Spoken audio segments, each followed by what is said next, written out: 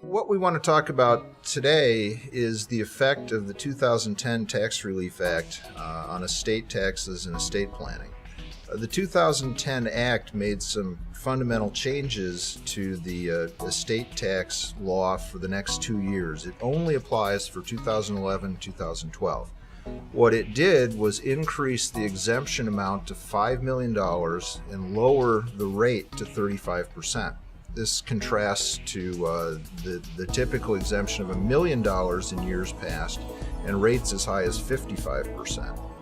What it also did, and probably most importantly, was unify the exemption amounts for generation skipping transfer taxes, gift taxes, and estate taxes for the next 2 years at $5 million.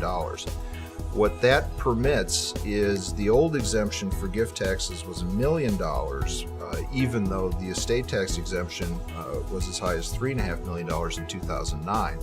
This gives lifetime planning opportunities for the next 2 years for people who have used their $1 million exemption in the past. It's now $5 million. They have an extra $4 million to work with. The Tax Act also introduced the concept of portability.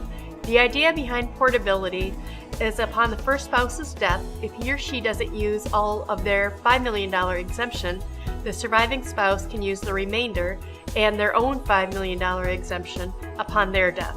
The first step is to have an attorney take a look at your existing estate plan. There are a number of estate plans that have been done in the last decade or so that just need to be reviewed and changed. For example, the $1 million generation skipping transfer tax exemption is present in a lot of older plans where they in effect say, I want to give my grandchildren the maximum amount that can pass free of generation skipping transfer tax.